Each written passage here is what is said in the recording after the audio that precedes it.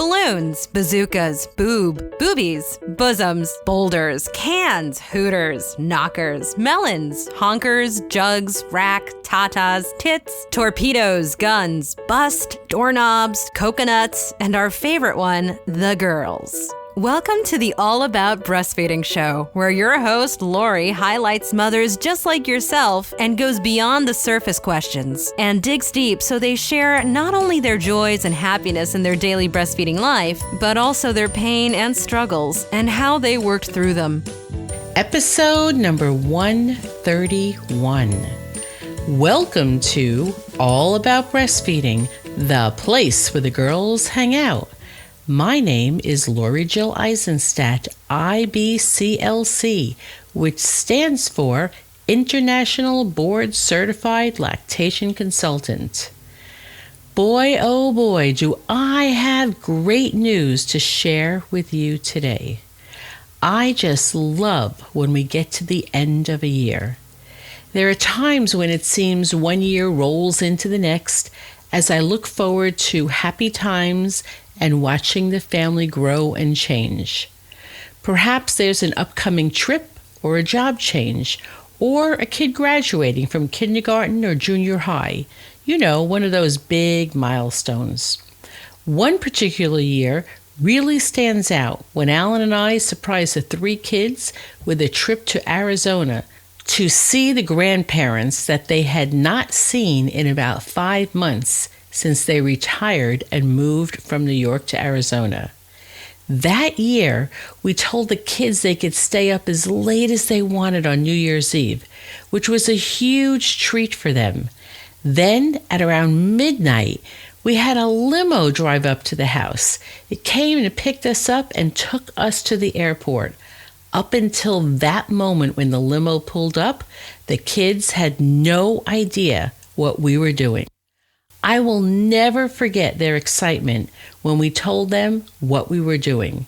They went from being so excited about staying up and watching that ball drop from Times Square to putting on their coats and jumping into the limousine.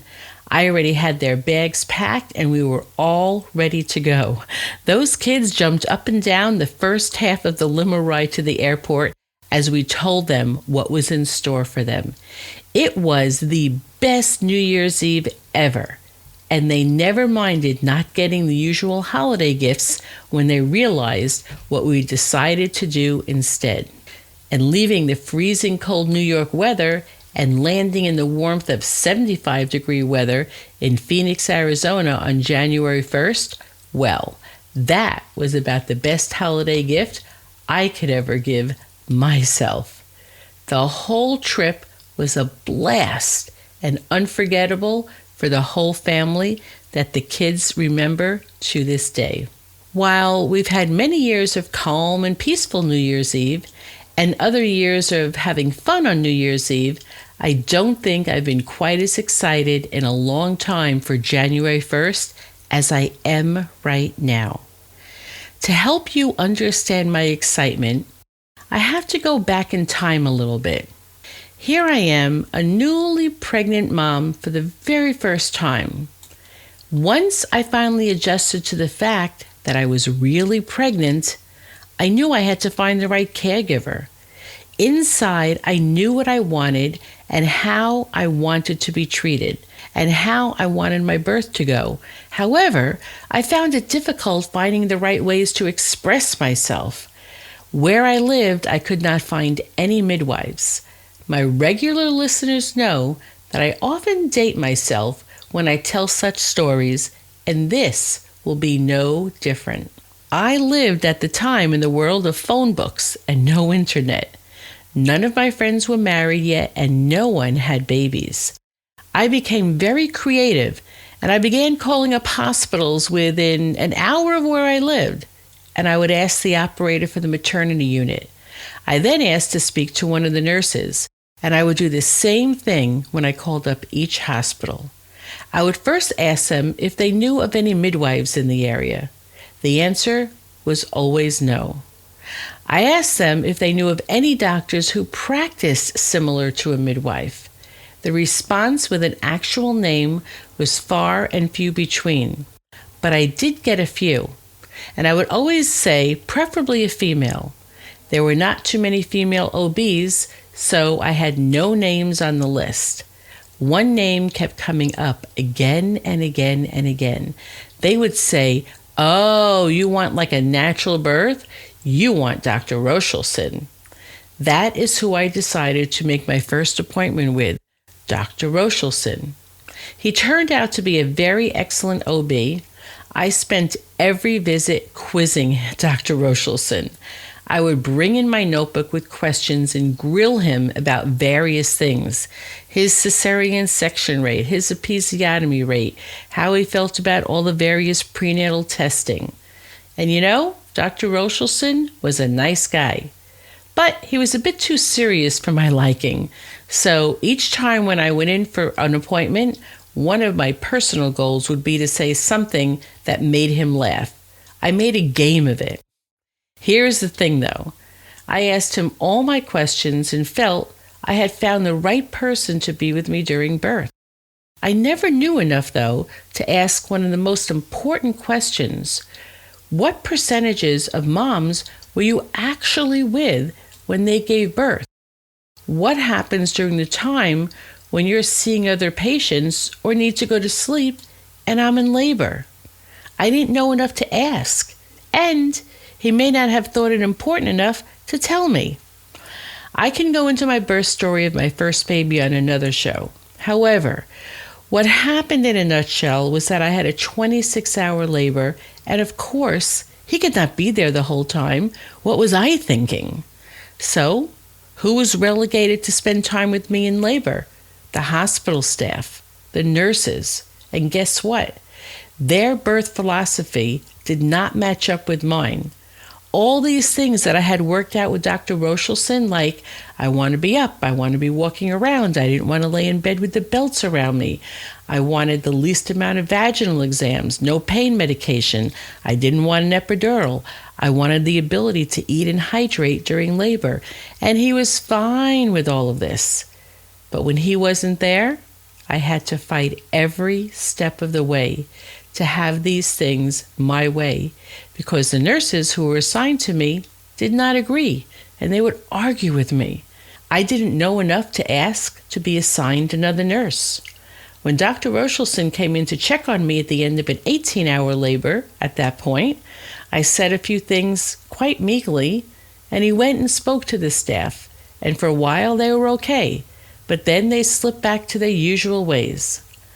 8 hours later in the morning, when Dr. Rochelson came back on duty, I know this sounds crazy, but I never really thought too much about what would happen if he needed to do things like sleep, eat, see other patients during the time while I was in labor, so he wasn't there with me that whole night. In the end, Alicia was born vaginally and without medication. I was happy with my baby, happy I had an unmedicated birth, and yet there was so much more that I had wanted from my birth experience. I was so upset that they did not want more than one person other than my husband in the room with me at the same time. My mother was downstairs like 18 floors below, and any time she could sneak past someone, she got in that elevator, she came up to my floor, and she snuck her way into my room. And as soon as the nurses would come in the room and see her, they would tell her, "You have to go back downstairs. Only one family member allowed with the mom during labor." And this back and forth my mother did about 4 times during the night. She kept coming up and get kicked back down. I was so upset about other things, like they kept putting me on a timeline. Well, if you reach 8 centimeters in the next 2 hours, we won't have to use forceps. If your baby's born in the next 4 hours, we won't have to do a cesarean. If you are not pushing by that time, we will have to do a cesarean sectioning. And the bargaining throughout my labor went on and on and on. Basically, I realized from my pregnancy and birth with Alicia that I did not know what I did not know. And that angered me because I could not find out what I needed to know. I could not find out What were the questions I wanted to be asking? What should I be looking for in the doctor, in the staff, in the hospital, in their policies? I took a Lamaze childbirth class recommended by Dr. Rochelson, which I realized afterwards taught me a whole lot. Yeah, a whole lot about being a good and compliant hospital patient, not necessarily a good consumer. I quickly realized that once I became pregnant, this was a whole new world that I knew little about, and it was not as if I was assigned a guidance counselor who was going to ask me what my needs and interests were. There was no one to go to for help in navigating this journey of pregnancy and birth. The next level of frustration for me happened when it came to breastfeeding. All I knew from my breastfeeding class is that I was lucky to be at this hospital because they were breastfeeding friendly, and I thought that was great.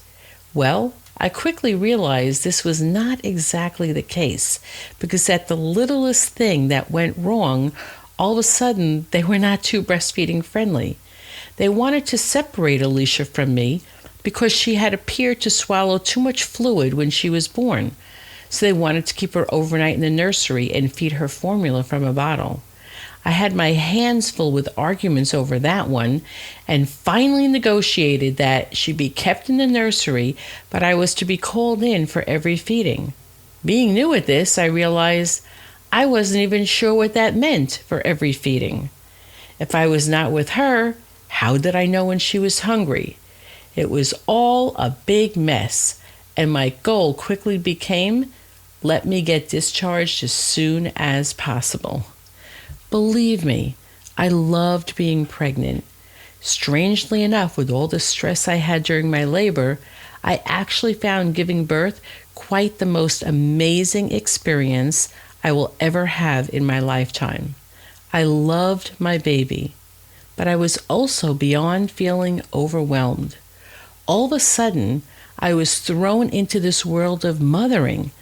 I had no idea what choices were available to me during pregnancy, and now as a new mother, I had to think about breastfeeding and her sleeping or her lack of sleeping. Why did she sometimes cry for what seemed like hours? I had to think about her health care and vaccinations and antibiotic use and daycare arrangements and pumping and going back to work. I often felt like I was drowning in trying to make decisions and not knowing where to go and who to ask where I could get accurate information. There were times when I was not feeling so happy, and I wondered why. After a few particularly bad days, I began to really think that I was a bad mother for having some thoughts about why I was not always the happiest mother on the block with the happiest baby on the block. There were days when I felt mad and angry at myself for not feeling blessed to have a healthy baby every single minute of every single day. I began to realize that I wanted other mothers to talk to as I was feeling quite isolated. And then I would wonder, why do I need other mothers? Isn't it enough for me to just be a mom and take care of my baby each day? When I did start to look for other moms to hang out with, I found it hard. Where do I begin? How do I get a conversation going? See a mom walking her baby in a carriage and say, "Do you want a friend?" At some point, I realized that from the moment that I conceived Alicia, that there were actually many things I could have done differently had I known. I forgave myself for not knowing what I did not know, and I began to do some research. From that point on, I now realize that everything that I did as a consumer in my mothering world brought me to where I am today.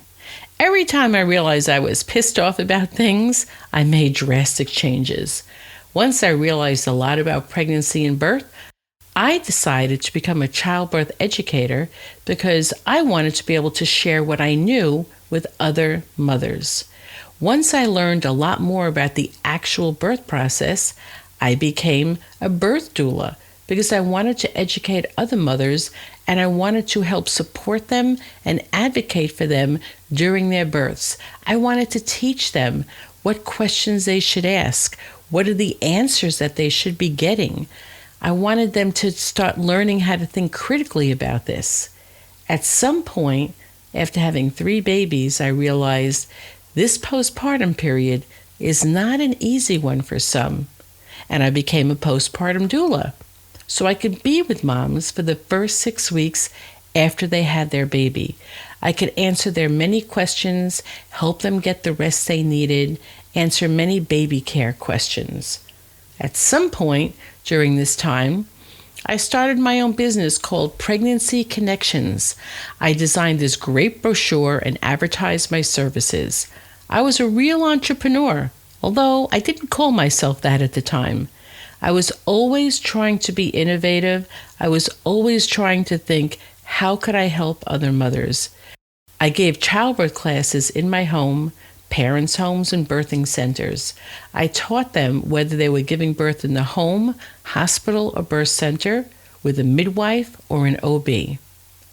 Times were changing and more parents were working longer hours, different shifts than Monday through Friday, 9 to 5. So I became creative.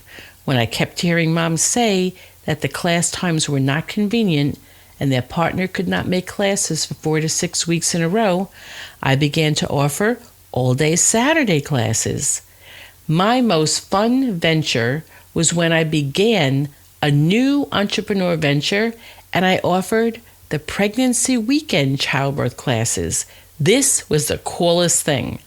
I made arrangements with some very nice hotels with great food and great amenities. Parents would come early Saturday morning. All food was served to them except for dinner Saturday night when they were on their own. I had guest speakers come in, plenty of breaks, and I taught the equivalent of 6 nights worth of classes in one weekend. They connected and socialized with each other, many making lifelong friends, and we ended the class early Sunday afternoon. The weekend classes were a huge hit, and I made decent money, and it was great. All during this time, I realize now that I was setting the stage for what was to come. I was pissed off about the way a lot of women were treated with issues around breastfeeding. I observed a lot of inaccuracies, inconsistencies, and breastfeeding mismanagement, personally and professionally. So what did I do? I became an IBCLC so I could work closely with moms, educating them with evidence-based research, offering them empathy when the going got rough, solutions to everyday and very tough breastfeeding challenges. I have spent many hours in breastfeeding clinics, physicians' offices, hospitals, birthing centers, getting a very well-rounded education of what it's like for moms in the trenches. A few years ago, I opened up my private practice all about breastfeeding. I did this for several reasons, and a big one was that I didn't like it when I had supervisors and managers and directors of units and pediatricians telling me what I could and could not tell their patients about breastfeeding. Yes, the rebel in me did not like having my hands tied. If your baby had health issues that would make breastfeeding difficult, I wanted to be able to tell you this. I didn't want to give you false hope. If I felt that your breast surgeries were going to make it difficult for you to make enough milk for your baby, I wanted the freedom to be able to discuss this with you and come up with a care plan for success. I wanted to set up a practice where I could spend as much time with you as I needed to during our appointments. I wanted to be able to chat with you and get to know you and your baby better. The freedom to practice how I wanted was incredibly important. Being an IBCLC in private practice has allowed me to be a very happy lactation consultant with a very high rate of job satisfaction. I love the work that I do. I'm always looking to the future. What else can I do to make life easier for mothers? I am always interested in growing and perhaps changing how I do things if I can learn better or different things.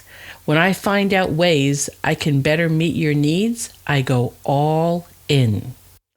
Becoming the host of All About Breastfeeding, the place where the girls hang out, was my next venture. This has been incredibly exciting to me to have a voice that reaches literally thousands of people a month, and the reach is global. How fantastic is it for me to get feedback from mothers all over the world telling me that breastfeeding has been going so well because of what they learned from this podcast. Some mothers had difficulties with 2 or more babies and never knew why until they heard 1 or 2 of my shows that taught them something different. And then they realized what could have been. And when they had their next baby, they were headstrong, breastfeeding, and took the information they learned and succeeded. They realized the benefit of seeking expert help from an IBCLC, and this changed their breastfeeding world forever. They were successful this time around, and you don't know how incredibly happy this makes me. I am so grateful for all the families that I've worked with and for the success I have achieved in the world of working with mothers and babies. All this experience is exactly what I bring with me to my latest venture, which you are just going to love, and it is going to be incredibly successful. All of this experience has led me to create the cul-de-sac I have always dreamed of. Ever since I had my second child, I came up with this idea. Wouldn't it be nice to have a cul-de-sac, a row of homes, and at the end was a dead-end street where it had a circle for turning around at the end. My fantasy is that every neighborhood would have a cul-de-sac, just like every neighborhood should have a library. Within this cul-de-sac are different homes that welcome all mothers, where they could learn and be around other mothers. They could learn all about motherhood from other mothers and experts and people who are at all different stages of motherhood. No mother was left behind. No mother was ever left feeling alone or isolated. There were resources and learning opportunities from every subject of interest, starting from even conceiving a baby, infertility issues, navigating all the trimesters of pregnancy and postpartum, leading you through the breastfeeding and up to your baby's first year. There is so much to know during this stage, and it's such a huge learning curve. And wouldn't it be nice to not feel alone? I fantasized about several homes in a row that would meet the various needs of mothers so that she didn't walk around with feelings of, I don't know what I'm doing. I wish someone would help me. I don't know what questions to ask. How do I know what childbirth classes are best for me? What breastfeeding classes I should take? How often newborns are supposed to eat or sleep? I just wish I knew more.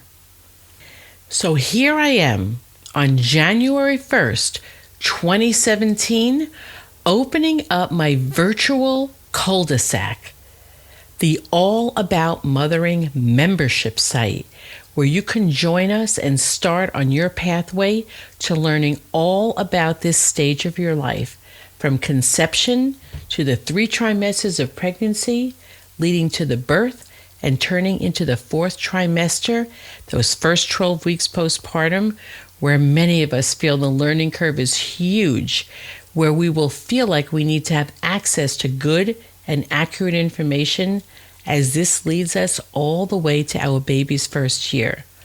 All About Mothering is your online place to go that will help you navigate through the wonderful world of early mothering so you do not feel alone.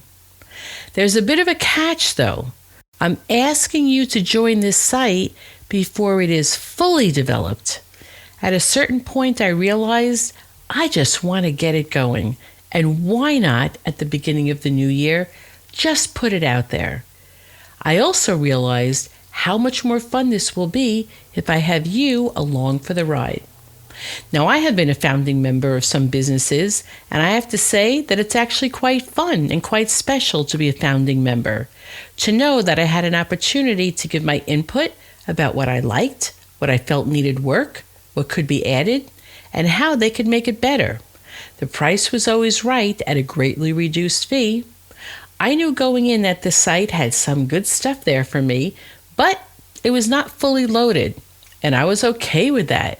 It was so much fun that I never know if it was such great fun because I got to participate in the building of the site, and I can always say that I was a founding member of XYZ. Or if I liked the fact that typically I was offered a lifetime membership at a greatly reduced price. Either way, it's always been a privilege to be a part of something new and exciting.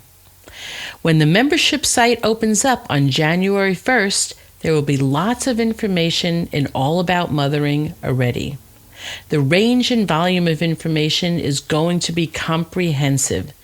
It will all be laid out in an easy-to-use roadmap, or what I'm calling your pathway from conception through your baby's first year. Will it be complete by January 1st? Definitely not. Will I be adding a lot every month? Absolutely. Even when I think it's probably done, it probably won't be done, as I will always be adding more to it. Right now, there are some great videos by experts in their fields, handouts for you to download, checklists for you to utilize to help you make decisions. Every week, I will have a 1-hour question and answer session where you can interact with me and ask me questions about pregnancy, birth, postpartum, and breastfeeding. These will be recorded, and if you miss them, you can always listen to the playback. You will be entered into a private forum for membership just within this community only. You will be able to participate in monthly Google Hangouts where you will be able to interact with other members of All About Mothering. You will also be entitled to a 25% discount on products and services that are offered by me. Some of the videos you will find in the All About Mothering membership site are informational ones with experts in their field, talking about birthing centers. What is a birthing center? Who births at birthing centers? Who runs birthing centers? We're going to have videos about nutrition during pregnancy and postpartum. Elizabeth has an expertise in raw foods and plant-based eating, and she will talk about eating during pregnancy and postpartum. Tori will be talking about how to exercise with your baby after giving birth. Shannon will be giving some great information about yoga exercises you can practice safely during pregnancy and postpartum. I will have some videos related to breastfeeding. These are just a few that come to mind. This is a very exciting time, and I hope that after listening to this show, you head on over to allaboutmothering.com/offer and join us as a founding member. You will see the pricing, which is excellent. Honestly, such a bargain for founding members. In addition, to create some additional excitement, I am giving away Target gift cards. So for the 25th person who registers, they will get a Target gift card. The 50th, the 75th, and the 100th persons to register will get a $50 Target gift card. I am so excited for you to sign up and come along with me on this journey. There is plenty of opportunity for you to learn and plenty of opportunity for you to give me your feedback. I am going to read every single email and respond to every single one with feedback. As I was going back and forth in my mind trying to decide when to open this site, and I was worried that it was not 100% complete, I overheard someone else quoting Walt Disney. And it was this quote, which was so appropriate, that I took this as a signal that told me, Lori, just do it. And here's the quote. The way to get started is to begin to stop talking about it and begin doing. That's Walt Disney. Until the next show, bye-bye. Have you heard that Phoenix, Arizona is blessed with an amazing birthing center? Baby Moon Inn Birth Center is the best option for families who want access to midwifery care in and out of a hospital setting. You can experience birth in a comfortable home-like setting where natural birth is the focus. Laboring in water, being able to walk outside during labor and enjoy the beautiful garden. This is what birth can be like for you. There is so much more to learn about Baby Moon. The staff would love to have the opportunity to meet you and would like to extend an invitation for you to attend a free Choices in Childbirth class and a tour of the birth center.